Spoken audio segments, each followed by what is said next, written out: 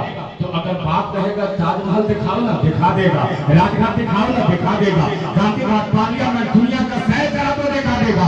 तब मैंने कहा दुनिया वाले ये तेरी अकल बोल रही है, ये तेरी समझ बोल रही है, ये तेरी जिद बोल रही है। जब किसी का बेटा IPS बनता है तो खानदान को हिंदुस्तान घुमा देता है, लेकिन किसी का बेटा IMF बनता है, किसी का बेटा ऑफिसर बनता है, इंडिया गेट पे खड़े या ना देखा है, ताजमहल पे खड़े या ना देखा है। लेकिन मेरा अकीदा होता है किसी का बेटा IPS बनता है तो दुनिया घुमाता है, लेकिन जिसका बेटा ऑफिसर बनता है खानदान को जन्नत का सैर कराता है। तो हमें तो दुनिया का सैर नहीं जन्नत का सैर करना है। जो जन्नत का हकदार होता है, जो जन्नत जिसको प्यार होता है, वही बड़ी जन्नती होने के लिए तमाम को मेहनत करता है। और दुनिया वालों को बता देता है कि न साहिल न सफीने की तरफ जाता है, दिल तो पागल है मदीने की तरफ जाता है। दाहिना बाजू बड़ा मजबूत है। आप लोग भी बोलिएगा सुभान अल्लाह, नहीं का सबरा में दीजिए, सब छांट देते हैं। आप लोग बोलिए सुभान अल्लाह है तो जो बगल में बैठे हुए लोग को थोड़ा देखिएगा। एक से पढ़ते हैं कि जब जब जन्नत देखने की ख्वाहिश है। माँ से जो मोहब्बत करते होंगे और जो इनका नाम जिनका बरसी है उनका नाम शायद क्या नाम था? जिनका बरसी है ना, नाम बताओ। खलील साहब करा रहे हैं अपने अब्बा के नाम से, उनका नाम नहीं याद है जी? माशाअल्लाह बहादुर साहब। जब बाप बहादुर है तो बेटा लोग भी तो बहादुर है कि अब्बा का इंतकाल का कितना साल हुआ, बरसी मना रहे हैं सुबह।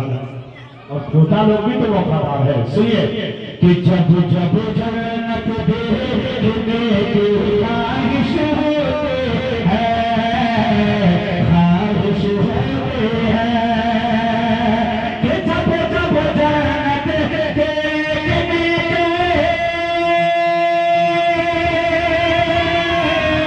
जब जब जन्नत देखने की ख्वाहिश होती है कि अपनी माँ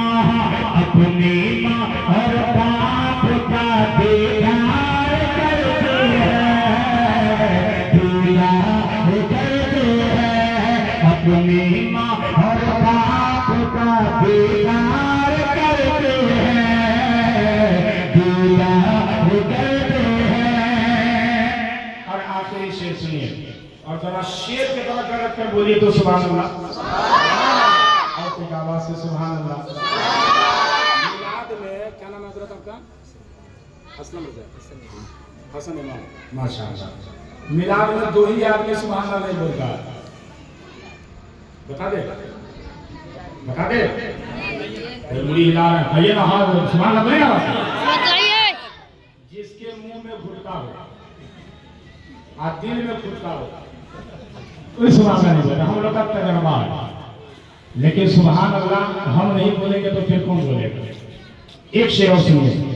और मरहूम मकबूल बहादुर साहब जो अपनी कब्र में मुस्कुराते हुए नजर आते होंगे, ये कुरान की तिलावत है, ये नाते नबी का सदका तकरीम जो भी कुछ जिक्र अस्कार हो रहे हैं, इनका सदका उनको जरूर मिल रहा होगा। मेरा मैं ईमान बोल रहा हूँ। आखिरी शेर सुभान अल्लाह कि जब जहाँ भी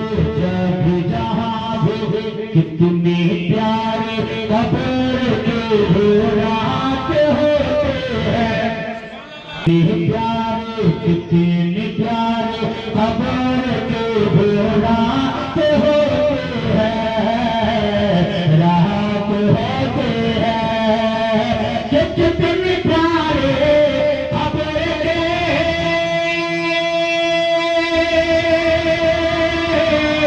कितने प्यारे कब्र की वो रात होते हैं कि पहली पहली पहली पहली आकाश से मुलाकात होती है, मुलाकात होती है। पहली पहली आकाश से मुलाकात होती है, मुलाकात होती है। और मेरे नबी फरमाते हैं, मैंने जो बहलो दाना की बात उठाया था वो पहले सुनिए। बहलो दाना कौन थे? और उनका इश्क देखे। एक मरतबा बहलोल राणा के घर में चोर ने चोरी किया और सामान चुराकर भागने लगा। तो जो देखा वो जाकर बहलोल राणा से कहा, ए बहलोल राणा, आपके घर में डाका डाला गया है, आपके घर में चोरी हुई है। तो बहलोल राणा ने कहा, चोर किधर गया? कहा, चोर पश्चिम की तरफ गया। अब बहलोल राणा पूरब की तरफ भाग रहे हैं। किधर भाग रहे हैं? अच्छा, चोर किधर जाएगा? उधर न पकड़ने जाइएगा कि दूसरी तरफ जाइएगा? चोर गया पश्चिम की तरफ और ये जा रहे हैं पूरब की तरफ। लोग कहने लगा, लगता है बहलोल राणा पागल हो गया, चोर के पीछे जाना चाहिए, पकड़ना चाहिए। और जब ये भागने लगे तो बस्ती वालों ने कहा, लगता है कि दौलत की वजह से ये पागल हो गया है, चलो इनके पीछे पीछे चलते हैं और इनकी जान की हिफाजत करते हैं। बहलोल राणा चलते रहे। बस्ती वालों ने उनके पीछे पीछे दौड़ लगाते रहे। आखिर वक्त में बहलोल राणा चलते चलते एक मकाम पे खड़े हो गए। उनका कदम रुक गया है और रुकने के बाद अपना हाथ को बांध लिया है। हाथ को बांध करके आयते कलामुल्लाह कर रहे हैं, कुरान पाक की तिलावत कर रहे हैं, अल्लाह रब्बुल इज्जत के पाकीज़ा कलाम की तिलावत कर रहे हैं। ऐसे ही कुरान पाक की तिलावत की, फातिहा पढ़े, अपना हाथ उठा करके रब की बारगाह में दुआ करने लगे। तमाम कब्र वालों के लिए बख्शिश की दुआ करने लगे। इतने में जब जैसे वो दुआ से फ्री होते हैं, सवाल करने वालों ने सवाल किया, बहलोल राणा, एक बात बताओ ना, चोर जो पश्चिम की तरफ गया है, तुम यानी पूरब की तरफ आकर के कब्रिस्तान में क्या कर रहे हो? इतने में बहलोल राणा ने कहा, मैं कब्रिस्तान में आकर इसलिए खड़ा हो गया और कब्र वालों के लिए दुआ मैं इसलिए कर रहा हूँ कि मुझको अपनी दौलत की फिक्र नहीं है, मुझको अपना सामान का फिक्र नहीं है, मुझको यानी इस कब्रिस्तान में आकर के मैंने जो कुरान की तिलावत की है और अपना हाथ उठा करके मैं दुआ किया है और तुम लोगों ने मेरी आवाज को सुना भी है। तब जाकर के बहलोल राणा ने बड़ी कीमती आवाज दी थी, बड़ा कीमती जुमला बोला था। वो जुमला क्या है? जब सवाल करने वालों ने सवाल किया कि आपको तो चोर का पीछा करना चाहिए था, चोर को पकड़ना चाहिए था, लेकिन आप कब्रिस्तान में आकर के कुरान की तिलावत कर रहे हो, मामला क्या है? तो बहलोल राणा ने कहा था, चोर पश्चिम गया जाने दे, पूरा उत्तर दक्षिण गया जाने दे, चोर जहाँ जाता है जाने दे, लेकिन एक वक्त ऐसा भी आएगा, एक समय ऐसा भी आएगा, रब्बे कदीर ने इंसान को पैदा किया है, हर एक इंसान को ये बना एक दिन दुनिया से जाना है, हर एक इंसान को अपनी मौत का मजा चखना है, हर एक इंसान को कब्र पर आकर के लेट जाना है, उसको जहाँ जाना है जाने दे, मेरी दौलत लेकर कहाँ जाना है जाने दे, लेकिन एक दिन यही आएगा और जब इस मकाम पर आएगा तो मैं बस्ती वाले से रहूंगा। वो दौलत लेकर के भागा था, मेरा सामान लेकर के भागा था, मेरी दौलत लेकर के भागा था, लेकिन उसको भी कब्र में आना पड़ा है। तो मैं सवाल करूंगा, अगर यहाँ ना हो सके कल मैदान महशर में तमाम पर लोग हाजिर होंगे, नफसी का आलम होगा, बेटी माँ को नहीं, बेटा बाप को नहीं, दोस्त को नहीं, कोई किसी को बचाने को तैयार नहीं होगा, तो मैं उसके दामन को थारूंगा। जिसने मेरी दौलत पे डाका डाला है, जिसने मेरा सामान चोरी किया है, जिसने मेरी दौलत चोरी किया है, हम उसके दामन को थामेंगे और कहेंगे, मौला ने कहा है, एक हुक्म गुंडा होता है, एक हुक्म गुलाबो होता है, एक हक वो होता है। अगर अपने भाई को करवाया है, अपने रिश्तेदार को लगाया है, अपने पेशे आसानी को परेशान किया है, जब तक कि आपका भाई आपको मार न कर दे, जब तक कि आपका बेटा आपको मार न कर दे, जब तक कि आपके वाले बेटा आपको मार न कर दे, मौला फरमाता है, हम अपने बंदों की दुआ को कबूल नहीं करते हैं। और एक मामला, एक ताल्लुक अपने रब से होता है, मेरा फरमाता है, अगर बंदा गुनाह करे, मेरी बारगाह में आकर तौबा कर दे, बंदा अगर नमाज छोड़ दे, मेरी बारगाह में आकर तौबा कर दे, बंदा अगर गुनाह करे, मेरी बारगाह में आकर गुनाहों को याद करके रोने लगे, तो मौला फरमाता है, इसका कनेक्शन जारे अपने से होता है, क्योंकि मौला करीब अपनी रहीमत से चाहे तो हमारे गुनाह को माफ कर दे, वो चाहे तो माफ ना करे, वो तो उसके सबसे कुदरत में है। तो पता चला इंसान दुनिया में आया है, अपना ईमान को बचाना शुरू करे, अपने अकीदा को बचाना शुरू करे और दुनिया वाले को कहे कि मौला करीब हमसे दौलत के बारे में ना पूछेगा, हमसे सूरत के बारे में ना पूछेगा, हमसे खानदान के बारे में ना पूछेगा, हमसे मानसर के बारे में ना पूछेगा, मौला पूछेगा, मेरे बंदे मैंने तुझे दुनिया में भेजा था, जो मेरा हुक्म था तुमने माना या नहीं माना, तुझे दिया या ना दिया, तो बंदे खड़ा होकर बोले कहेंगे, मौला तूने कहा नमाज पर मैंने कहा है, तूने कहा ज़कात से मैंने दिया है, तूने कहा वालिदैन की खिदमत कर मैंने किया है, तूने कहा बच्चों के साथ शफकत करो मैंने किया है, तूने कहा बड़ों की खिदमत कर मैंने किया है। तो जब बंदे रब की बारगाह में आएंगे तो रब की वसीयत को कुरान करके रहेगी, एक रिश्ता गवाह होगा, इसने मेरी हुक्म की तामील अमीर किया है, इसलिए मैं इसको बगैर हिसाब किताब पर जन्नत अदा करा देते हैं। और मौला जिसको जन्नत देते वही तो खुश नसीब होता है। और जो जन्नत का हकदार होता है, पूरी दुनिया जन्नत के लिए करती है, जन्नत के लिए करती है। दुआ करे कि मौला हमें दुनिया में भी कामयाब रखे और यहाँ से जाए तो वहाँ भी कामयाब। मन जारा कबरी वजबत लहू शफाअती, जिसका माना होता है कि जिसने, मेरे नबी फरमाते, जिसने हमारी तुरबत यानी मेरी कब्र, मेरा रोजा की जियारत कर लिया, राज़ी है। आवाज से बोलिए सुभान अल्लाह। मेरे नबी फरमाते हैं जिसने मेरी तुरबत की जियारत कर ली उसकी शिफाअत मैं करूंगा, यानी जन्नत में लेकर के मैं जाऊंगा। अच्छा बात बताइए, हज करने के लिए कितना पैसा लगता है? बोलिए ना कितना? आवाज से बोलिए ना कितना लगता है? फारसी में हम बोल रहे हैं कि आप लोग जो है ना अभी के दौरान तो उम्रा करने में 1.5 लाख रुपया लग रहा है। हज करने के लिए जाइएगा तो 2 प्लस 2.5 प्लस आपको जाना पड़ेगा। अब एक बात बताइए, मेरे नबी ने कहा कि मन जारा चोरी वजबत लहू शफाअत, जिसने मेरे रोजे की जियारत करी उसकी शफाअत मेरे ऊपर लाजिम है। अब आप में से कोई गरीब खड़ा होकर के कहेगा या रसूल अल्लाह, जो आपकी तुरबत को देखेगा उसी को आप जन्नत में लेकर जाइएगा, उसी की शिफाअत करेंगे। लेकिन जो गरीब होगा सुबह खाए दोपहर के लिए सोचे, दोपहर को खाए रात के लिए सोचे, क्या उसको जन्नत नहीं मिलेगी? तो मेरे नबी ने बड़ा प्यारा जवाब दिया, सुभान अल्लाह। और आवाज से बोलिए सुभान अल्लाह। मेरे नबी ने बड़ा प्यारा जवाब दिया। मेरे नबी ने क्या कहा जानते हैं? दीवाने, घबराने की जरूरत नहीं है। अगर तेरे पास पैसा नहीं है, तेरे पास दौलत नहीं है, तेरे पास मालो सर नहीं है, तो तुझे घबराने की जरूरत नहीं है। तुम मदीना शरीफ मत आओ, मदीना शरीफ मत जाओ, काबा मत जाओ। फिर क्या किया जाए? तो फिर जन्नत मिलेगी कैसे? तो मेरे नबी ने फरमाया, अगर तेरे घर में तेरी माँ जिंदा है, और बड़ा दवा से सुभान अल्लाह, तेरी माँ जिंदा है तो अपनी माँ को खुश कर लो, माँ के तलवे को चूम लो, माँ को राजी कर लो। अगर तेरी माँ तुझसे खुश हो गई तो 4 दीवारी के अंदर घर बैठे बैठे, और अगर तेरे वालिद जिंदा है, वालिद अगर खुश हो गए तो तुझे काबा का सलाम दे जाएगा। पता ये चला मेरे नबी ने गरीबों के लिए भी ऑफर दिया है, अमीरों के लिए भी ऑफर दिया है, सबके लिए ऑफर दिया है। अब हम लोगों को समझना है, हम अपनी माँ को खुश करें, अपने बाप को खुश करें। अगर वालिदैन को खुश कर देते हैं तो हमारे लिए दुनिया में ही जन्नत है। सुभान अल्लाह, हमारे लिए दुनिया में ही जन्नत है। देखिए हमारे अख्तर भाई की भी आमद हो गई, सुभान अल्लाह। अब इन्हीं के लिए मैं एक बात फॉलो करके रखा था, वो मैं पूरा कर देता हूँ और उसके बाद अपनी गुफ्तगू मुकम्मल कर देता हूँ, है ना? अब खुश हो गए आप लोग? खुश हो गए? मैं खत्म करने वाला हूँ, खुश हो गए ना? अच्छा, जब आप लोग मन में सुभान अल्लाह बोल सकते हैं मुंह में, तो हम मुंह में तकरीर कर सकते हैं कि नहीं? बोलिए ना, नहीं कर सकते हैं? तब तो हम द्वारा बोले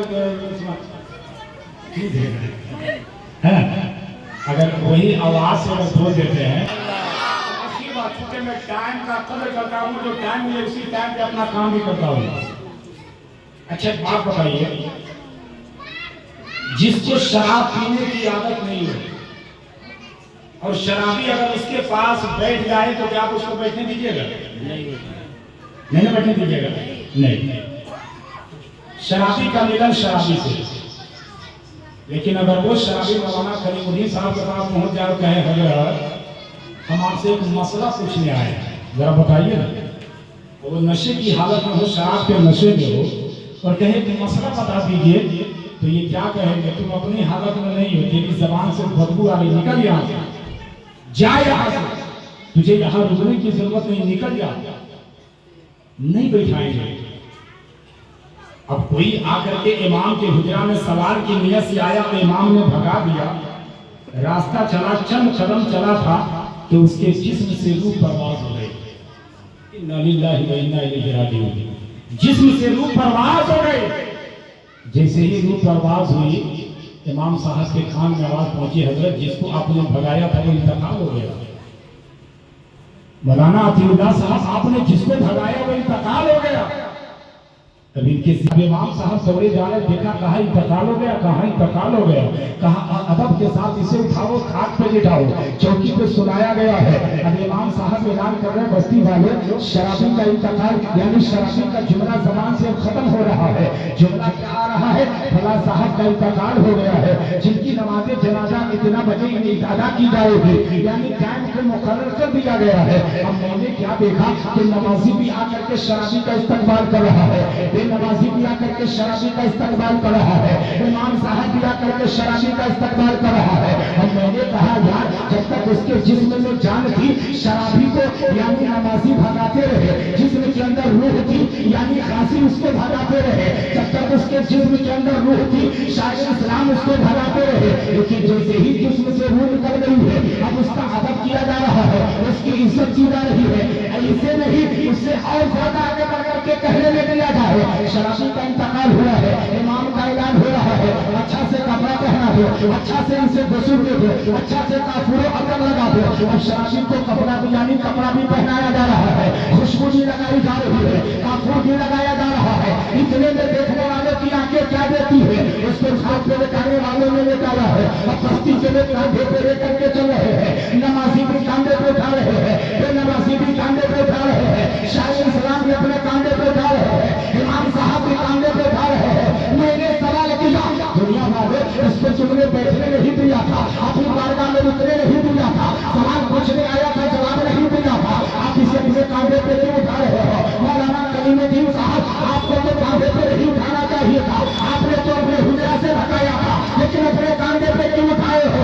तो जो लोग मरने वाले के हाथ को कांधा नहीं देते हैं, जो लोग मरियम के हाथ को कांधा नहीं देते हैं, वो लोग मैयत को खाद का कांधा देना कितना बड़ा सवाब है, कितनी बड़ी फजीलत है, कितना बड़ा काम होता है। और हमारे दिल फरमाते हैं, ये दुनिया में होता है, उसकी बुराई को भुला जाओ, उसकी अच्छाई को याद करो कि नीचे वो तो शराबी था, लेकिन मौला से प्यार करने वाला था, मुस्तफा से इश्क करने वाले जाने वाले ले जा रहे हैं। मैंने मान की बात आने वाली था, अगर आप बताओ अपने कांधे पे लेकर क्यों जा रहे हो? कमर माए दिल फरमाते हैं, जब किसी मोमिन का इंतकाल हो जाता है, जब किसी मुसलमान का इंतकाल हो जाता है, और ये जाने वाला अपने कांधे पे लेकर के चलता है, कलमा पढ़ता है, ला इलाहा इल्लल्लाह मुहम्मदुर रसूलुल्लाह सल्लल्लाहु अलैहि वसल्लम, तो आमना के लाल फरमाते हैं, तो वो इनकी जीनत फरमाते हैं, मदीने के सरकार फरमाते हैं। अगर एक मोमिन का इंतकाल हो और दूसरा मोमिन कांधे पे उठाए, कलमा शरीफ पढ़े,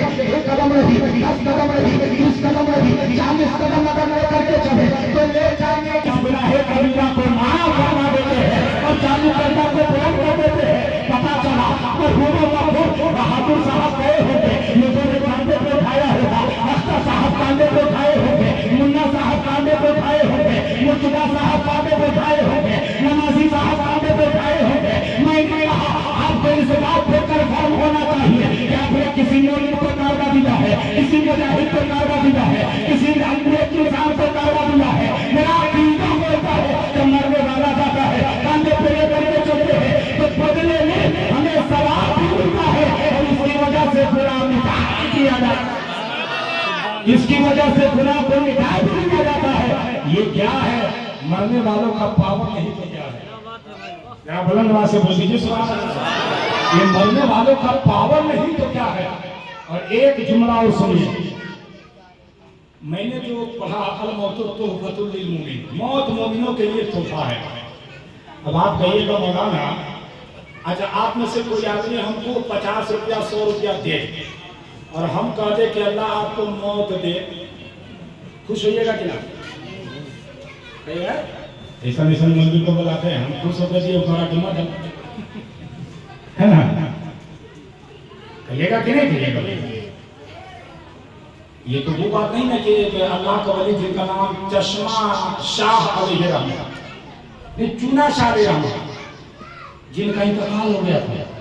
और जब इंतकाल हो गया तो लोग खाद लेकर के जा रहे थे, एगो काफिरा औरत रास्ते में बैठी हुई थी, देखी बड़ी भीड़ जा रही है, एक कौन इंतकाल हुआ है, कौन मर गया है, तो तुमको न मालूम है इस शहर का वली का इंतकाल हुआ है। बोला वली, वली किसको कहते? बोला पीर साहब। तो अच्छा पीर साहब, पीर साहब जो अल्लाह का वली होता है वो तो जुमा के इंतकाल होता है, नहीं तो सोमवार को होता है। आई तो मंगरे के दिन चले गए। अब बताइए, जैसे वो बुढ़िया बोली कि सुमरा है, ये अल्लाह का वली नहीं है, काफरा थी लेकिन ईमान था कि अल्लाह का जो वली होता है